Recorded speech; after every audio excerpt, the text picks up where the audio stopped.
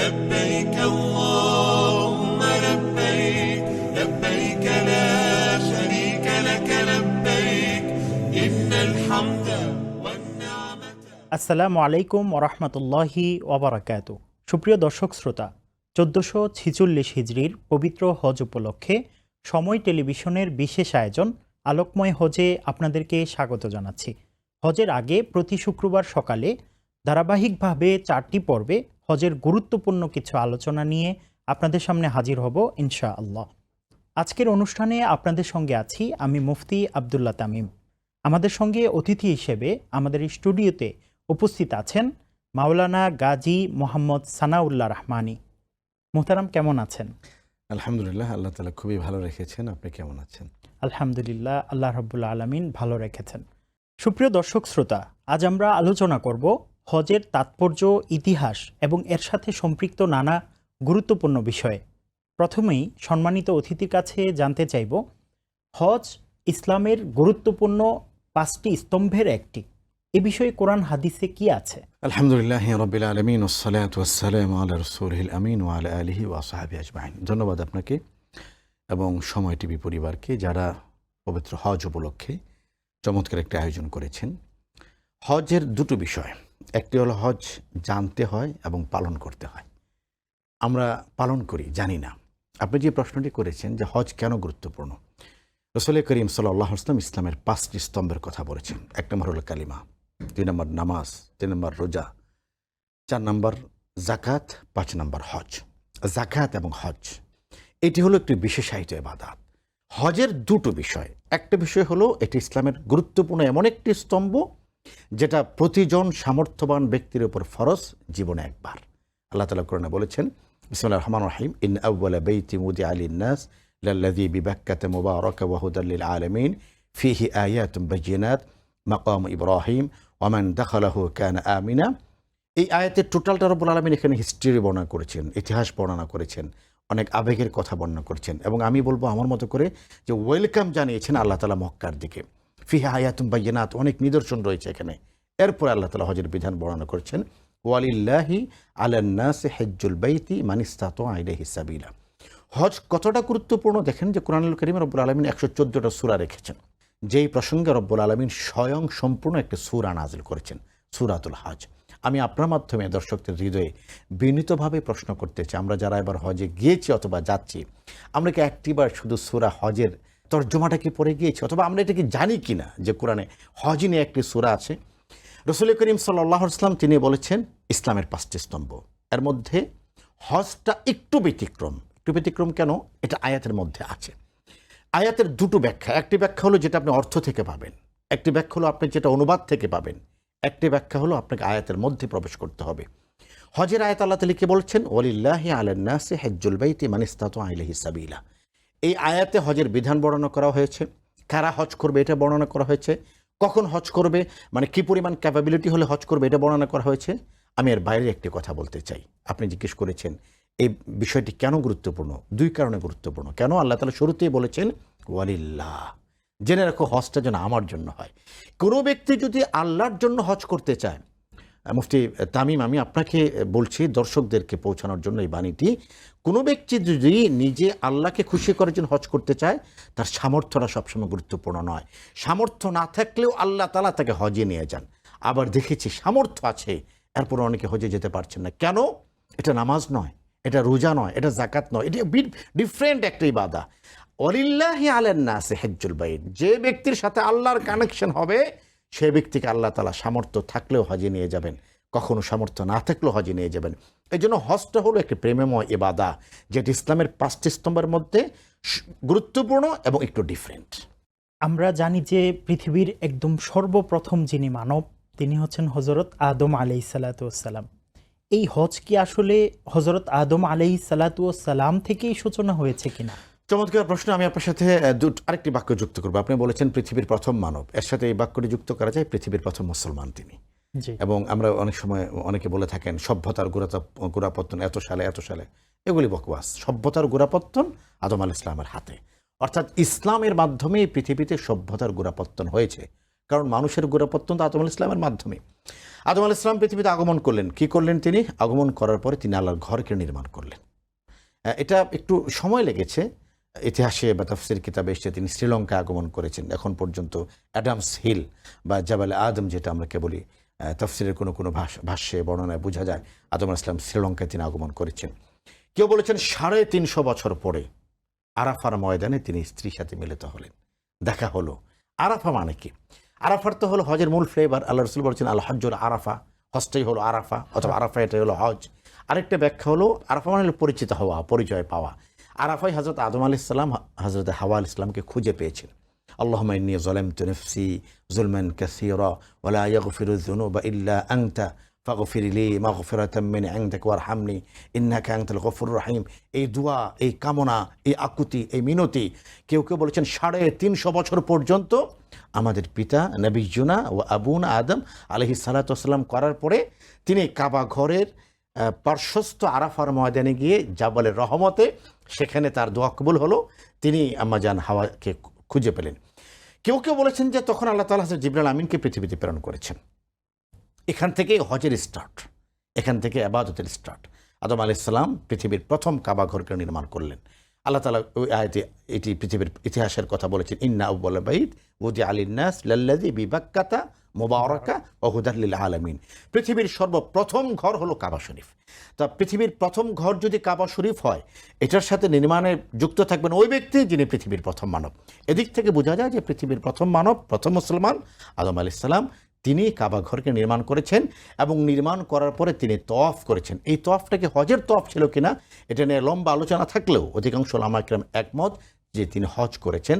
তবে সেই হজের পদ্ধতি আমাদের মতো ছিল না, আরাফার হয়তো ব্যবস্থাটা ছিল না, এগুলো আরো পরে। হযরত ইব্রাহিম আলাইহিসসালাতু ওয়াসসালাম এবং ইসমাইল আলাইহিসসালাতু ওয়াসসালাম আমাদের এই যে হজের যেই নিয়ম নীতিগুলো আছে বর্তমানে, সেগুলোর ক্ষেত্রে যেই পটভূমি, এই ক্ষেত্রে তাদের অবদানটা কি, এটা আমরা জানতে চাই। চমৎকার প্রশ্ন, এবং আমি মনে করি যে অত্যন্ত গুরুত্বপূর্ণ প্রশ্ন এটা, আমরা যারা হজে যাচ্ছি তাদের জন্য অথবা একজন মুসলিম হিসেবে সকলের জন্য। ইব্রাহিম আলাইহিস সালামের পরিচয়টা কি? তিনি জাতির পিতা। আল্লাহ রাব্বুল আলামিন কোরআনে বলেছেন মিল্লাত আবিকুম ইব্রাহিম হুয়া সাম্মাকুমুল মুসলিমিন। জেনে রেখো তোমাদের জাতির পিতা ইব্রাহিম, তিনি তোমাদের নামকরণ করেছেন মুসলমান হিসেবে। হজের যে বিধান, এর শরঈ অথবা ফিকহি পরিভাষায় এটাকে বলা হয় মানাসিক। মানাসিক মানে হলো হজের বিধিবিধান। রাসূল করিম সাল্লাল্লাহু আলাইহি ওয়াসাল্লাম যখন হজ করেছেন, আমি বলবো যে যখন রাসূল হজ শিখিয়েছেন সাহাবীদেরকে, তিনি বারবারে বলেছেন খুযু আন্নী মানাসিকাকুম, খুযু আন্নী মানাসিকাকুম। বিশেষ করে সাফা পাহাড়ের পাদদেশে দাঁড়িয়ে তিনি সবাইকে আহ্বান করেছেন, খুযু আন্নী মানাসিকাকুম, তোমরা আমার কাছ থেকে হজটা শিখে নাও। হজের বিধানকে বলা হয় মানাসিক। ইব্রাহিম আলাইহিস সালাতু ওয়াস সালাম, তার পুত্র ইসমাইল আলাইহিস সালাতু ওয়াস সালাম দুজনেই আমাদের নবী। কাবা ঘরকে কমপ্লিট করলেন, কি দোয়া করলেন? রব্বানা ওয়াজআলনা মুসলিমাইনি লাকা ওয়া মিন যুররিয়াতিনা উম্মাতান মুসলিমাতান লাক ওয়া আরিনা মানাসিকানা, ওয়া আরিনা মানাসিকানা। হে রব্বুল আলামিন, আপনি আমাদের এই সেবাকে কবুল করুন, আমরা যে কাবা ঘর নির্মাণ করেছি কবুল করুন। ওয়া আরিনা মানাসিকানা, এবং হজের মানাসিক আপনি আমাদেরকে শিখিয়ে দিন। তো এই আয়াত থেকে বোঝা যায় যে আল্লাহ তাআলা হযরত ইব্রাহিম আলাইহিস সালাতু ওয়াস সালামকে হজের বিস্তারিত মানাসিক শিখিয়েছেন। এই জন্য আমরা যে মিনায় যাচ্ছি, ইব্রাহিম আলাইহিস সালাতু ওয়াস সালামের স্মৃতি। আমরা যে জামারাতে যাচ্ছি, ইব্রাহিম আলাইহিস সালাতু ওয়াস সালামের স্মৃতি। আমরা যে সাফা মারওয়া সাই করছি, হযরত ইব্রাহিম আলাইহিস সালাতু ওয়াস সালামের স্ত্রী, হযরত ইসমাইলের মা হযরত হাজরা আলাইহিস সালাতু ওয়াস সালাম, তার স্মৃতি। মানে গোটা হজের কার্যক্রম জুড়ে আপনি ইব্রাহিমী চেতনা পাবেন, ইব্রাহিমী স্মৃতি পাবেন। ওয়াত্তাখিযু মিন মাকামি ইব্রাহিমা মুসাল্লা। আল্লাহ তাআলা পৃথিবীর সমস্ত মানুষ যারা কাবা ঘরে তাওয়াফ করবে কিয়ামত পর্যন্ত, তাদেরকে বলেছেন ওয়াত্তাখিযু মিন মাকামি ইব্রাহিমা মুসাল্লা, মাকামি ইব্রাহিমের পেছনে এটাকে তোমার মুসাল্লা বানাও, এখানে তোমরা নামাজ পড়ো। তো যেখানে হযরত ইব্রাহিম আলাইহিস সালামের পদচিহ্ন, এখানে নামাজ পড়ার বিধান। তিনি বলেছেন, ইব্রাহিম আলাইহিস সালাতু ওয়াস সালামকে আল্লাহ তাআলা নির্দেশ দিয়েছেন ওয়াতাহহির বাইতি লিত্তাইফিনা ওয়াল আকিফিনা ওয়ার রুকআইস সুজুদ। হে নবী ইব্রাহিম, আপনি আমার ঘরকে পরিষ্কার করুন। কাদের জন্য? যারা তওয়াফ করতে আসবে, যারা ইতিকাফ করতে আসবে, যারা নামাজ পড়তে আসবে। গোটা হজের সকল প্রান্তরে পত্র পল্লবে আমরা দেখি ইব্রাহিমী চেতনা, ইব্রাহিমী স্মৃতি। ইব্রাহিম আলাইহিস সালাতু ওয়াস সালাম হজের সমস্ত কার্যক্রমকে তিনি অটুট করেছেন, রসুল আকরাম সাল্লাল্লাহু আলাইহি ওয়াসাল্লাম এসে হজের সমস্ত কার্যক্রমকে পরিপূর্ণ করেছেন এবং বিধানকে তিনি গোটা পৃথিবীর জন্য ফাইনালি এবং কমপ্লিটলি তিনি আমাদের জন্য বিধানটাকে তিনি আমাদের জন্য উপস্থাপন করেছেন। তা আমরা এখন জানতে চাই যে নবী করিম সাল্লাল্লাহু আলাইহি ওয়াসাল্লাম আমাদের নবী, তার হজটা কেমন ছিল আসলে? চমৎকার প্রশ্ন। রসুল করিম সাল্লাল্লাহু আলাইহি ওয়াসাল্লাম কেমন হজ ছিল? আল্লাহ রসুল জিলকাদ মাসের 25 তারিখে তিনি মদিনা থেকে তার ঘর থেকে রওনা হলেন হজের উদ্দেশ্যে। এবং দেখুন, আমরা যে বারবার বলি যে হজটা শিখুন, হজ সংক্রান্ত অনেকগুলি মিথ অথবা আমি বলবো যে অনেকগুলি অজ্ঞতা আমাদেরকে গ্রাস করে। নবীজি কিভাবে হজের প্রস্তুতি নিয়েছেন একটু যদি আমরা দেখি। রসুল 25শে জিলকাদ তার ঘরে তিনি ভালো করে গোসল করেছেন। গোসল করার পরে আল্লাহ রসুল তার চুল দাড়িতে ভালো করে খুশবু দিয়েছেন, একটা তেল দিয়েছেন, একটা আতর যেটার সাথে মেশকে আম্বর মিশ্রিত ছিল, এবং সে আতরের তাসির অথবা কি বলে আর কি চিহ্ন এটা রসুলের দাড়িতে চুলে প্রকাশ পাচ্ছিল। আমার জানা আয়েশা সিদ্দিকা রাদিয়াল্লাহু তাআলা আনহা রসুলকে খুব ভালো করে তেল দিয়ে সজ্জিত করে দিলেন। নবী করিম সাল্লাল্লাহু আলাইহি ওয়াসাল্লাম 25শে জিলকাদ মদিনা থেকে রিয়াজুল জান্নার পার্শ্বস্থ তার ঘর থেকে রওনা হয়ে তিনি মদিনার মিকাত জুল হুলাইফায় অবস্থান করলেন। 25 থেকে নিয়ে 26 তারিখ টানা 24 ঘন্টা নবী করিম সাল্লাল্লাহু আলাইহি ওয়াসাল্লাম মসজিদে জুল হুলাইফা অথবা আবিয়ার আলী, দুটো নাম এখানে রসুল অবস্থান করেছেন। 26শে জিলকাদ বাদ জোহরি ক্বাবলাল আসরি, জোহর এবং আসরের মাঝামাঝি সময় নবী করিম সাল্লাল্লাহু আলাইহি ওয়াসাল্লাম তিনি গোসল করলেন, এহরামের কাপড় আবার নতুন করে পরলেন এবং তিনি তালবিয়া পড়লেন, লাব্বাইক আল্লাহুম্মা লাব্বাইক লাব্বাইক লা শারীকা লাকা লাব্বাইক ইন্নাল হামদা ওয়ান নি'মাতা লাকা ওয়াল মুলক লা শারীকা লাক। হজ মূলত 3 প্রকার। এক প্রকার হজ্জে ইফরাদ, দ্বিতীয় প্রকার হজ্জে কেরান, তৃতীয় প্রকার হজ্জে তামাত্তু। নবী করিম সাল্লাল্লাহু আলাইহি ওয়াসাল্লাম হজ্জে কেরান করেছেন। হজ্জে কেরান হলো একই সফরে প্রথমে উমরা পালন করা, পরে হজ পালন করা এবং দুটোই একই এহরামে পালন করা, মাঝখানে এহরাম খুলে হালাল হওয়ার যে বিষয়টি কেরান হজ, এটি পারা যায় না। রাসূল করিম সাল্লাল্লাহু আলাইহি ওয়াসাল্লাম যদিও তিনি কেরান করেছেন, কিন্তু হযরত জাবের রাদিয়াল্লাহু তাআলা আনহু তিনি নবীজির হজটা কেমন ছিল এটার সবচেয়ে প্রত্যক্ষদর্শী এবং বর্ণনাকারী। তার হাদিসে বিষয়টি পাওয়া যায় যে রাসূল করিম সাল্লাল্লাহু আলাইহি ওয়াসাল্লাম হজ্জে কেরান আদায় করলেও হজ্জে তামাত্তুর প্রতি নবীজির ভালোবাসা ছিল। তামাত্তুটা সহজ, কারণ এটার প্রথমে উমরা এরপরে হজ। সহজ যেটা, সেখানে ভুলের পরিমাণ কম। তো নবীজি 26শে তারিখ জোহরের পরে আসরের আগে তিনি জুল হুলাইফা থেকে মক্কার উদ্দেশ্যে রওনা হলেন। টানা 8 দিন সফর করে জু তুয়া নামক একটি স্থান, মক্কার খুব কাছাকাছি একটি উপত্যকা, এখানে নবীজি আসলেন। এখানে এসে রাসূল আবার গোসল করলেন, গোসল করে ইহরামের কাপড় পরিধান করলেন। এখান থেকে তিনি পরের দিন সকালে মক্কায় আগমন করলেন। বাবুল উমরাহ একটি গেট আছে, সেদিক দিয়ে রাসূল কাবায় প্রবেশ করলেন এবং কেরান যারা পালন করেন তাদের জন্য প্রথমে উমরা পালন করতে হয়। নবী করিম সাল্লাল্লাহু আলাইহি ওয়াসাল্লাম উমরা পালন করলেন, তিনি তাওয়াফ করলেন, তিনি সাই করলেন, এরপর তিনি মক্কায় কিছুদিন অবস্থান করলেন। এরপরে 8 জিলহজ রাসূলুল্লাহ সাল্লাল্লাহু আলাইহি ওয়াসাল্লাম সকালে ফজরের পর রওনা হয়ে তিনি মিনায় অবস্থান করলেন। মিনায় তিনি 8 জিলহজ জোহর পড়লেন, জোহর থেকে 9 জিলহজ ফজর পর্যন্ত মিনায় অবস্থান করলেন। এই সময় জিকির, তেলাওয়াত এবং খুতবা প্রদান করলেন রাসূল করিম সাল্লাল্লাহু আলাইহি ওয়াসাল্লাম এবং মিনার ময়দানে 5 ওয়াক্ত নামাজের ইমামতি করলেন। 9 জিলহজ ফজরের পরে রওনা হয়ে রাসূল করিম সাল্লাল্লাহু আলাইহি ওয়াসাল্লাম আরাফা আসলেন। 10 জিলহজ জোহরের আগে থেকে নিয়ে সন্ধ্যা পর্যন্ত, মাগরিবের আগ পর্যন্ত রাসূল করিম সাল্লাল্লাহু আলাইহি ওয়াসাল্লাম আরাফায় অবস্থান করলেন। এই সময়টিতে রাসূলুল্লাহ সাল্লাল্লাহু আলাইহি ওয়াসাল্লাম সবচেয়ে বড় যে আমলটি করেছেন, দোয়া করেছেন। আল্লাহ নবী সাল্লাল্লাহু আলাইহি ওয়াসাল্লাম কখনো বসে দোয়া করেছেন, কখনো দাঁড়িয়ে দোয়া করেছেন। কোনো বর্ণনায় পাওয়া যায়, বিশেষ করে হযরত জাবের রাদিয়াল্লাহু তাআলা বর্ণনায়, যে নবী সাল্লাল্লাহু আলাইহি ওয়াসাল্লাম প্রায় 6 ঘন্টার মতো তিনি দাঁড়িয়ে দোয়া করেছেন। ক্লান্তি আসলে তিনি বসেছেন, ক্লান্তি চলে গেছে তিনি আবার দাঁড়িয়েছেন। এবং বিশেষ কয়েকটি দোয়ার কথা আমরা দেখি, লা ইলাহা ইল্লাল্লাহু ওয়াহদাহু লা শারীকা লাহু লাহুল মুলকু ওয়া লাহুল হামদু ওয়া হুয়া আলা কুল্লি শাইইন কদির, এই দোয়াটা আমরা দেখি। 9 জিলহজ মাগরিবের ওক্ত যখন হলো, তখন রাসূল করিম সাল্লাল্লাহু আলাইহি ওয়াসাল্লাম আরাফা থেকে উটে করে মুজদালিফার দিকে রওনা হলেন। মুজদালিফায় তিনি আগমন করলেন রাতের বেলা। এখানে তিনি 1 আযান 2 একামতে মাগরিব এবং এশার নামাজ আদায় করলেন এবং মসজিদে মাশআর হারামে রাসূল করিম সাল্লাল্লাহু আলাইহি ওয়াসাল্লাম সেখানে রাত্রি যাপন করলেন। আরাফার ময়দানে নবীজি যখন ছিলেন, সেখানে তিনি একাধিক বক্তব্য প্রদান করেছে। মসজিদে নিমরা অথবা মসজিদে নামিরায় রাসূল করিম সাল্লাল্লাহু আলাইহি ওয়াসাল্লাম যোহর এবং আসরের নামাজ একত্রে আদায় করেছেন, 2 রাকাত করে আদায় করেছেন এবং সেখানে হজের খুতবা প্রদান করেছেন। বিকেলের দিকে রাসূল করিম সাল্লাল্লাহু আলাইহি ওয়াসাল্লাম 9 তারিখে তিনি জাবালে রহমতের এখানে এসেছেন। এখানে এসে রাসূলুল্লাহ সাল্লাল্লাহু আলাইহি ওয়াসাল্লাম আরেকটি খুতবা প্রদান করেছেন, বিদায় হজের ভাষণ যেটাকে আমরা বলে থাকি। নবী করিম সাল্লাল্লাহু আলাইহি ওয়াসাল্লাম 9 তারিখ দিবাগত রাতে মুজদালিফায় থাকলেন মাশআর হারামে। সকালে ফজরের পরে চারদিকে ফর্সা হওয়া পর্যন্ত তিনি মুজদালিফায় অবস্থান করলেন। এরপরে তিনি জামারায় আসলেন। ছোট জামারা, মেজো জামারা, বড় জামারা। বড় জামারাতে তিনি 7টি পাথর নিক্ষেপ করলেন এবং রাসূল করিম সাল্লাল্লাহু আলাইহি ওয়াসাল্লাম 10 জিলহজ তিনি মক্কায় আগমন করলেন। ফরজ তওয়াফ করলেন, ফরজ তওয়াফের পর সাই করলেন। সাই করার পরে বিকেল বা সন্ধ্যার আগে তিনি আবার মিনায় চলে গেলেন।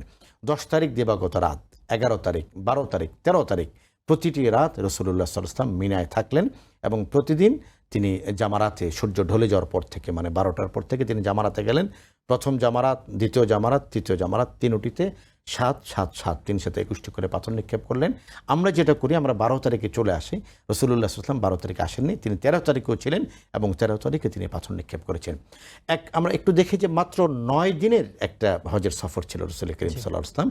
9 দিনের সফর শেষ করে রাসূলুল্লাহ সাল্লাল্লাহু আলাইহি ওয়াসাল্লাম আবার মদিনায় ফিরে আসলেন। আমরা তো জানতে পারলাম যে নবী করিম সাল্লাল্লাহু আলাইহি সাল্লামের হজটা কেমন ছিল।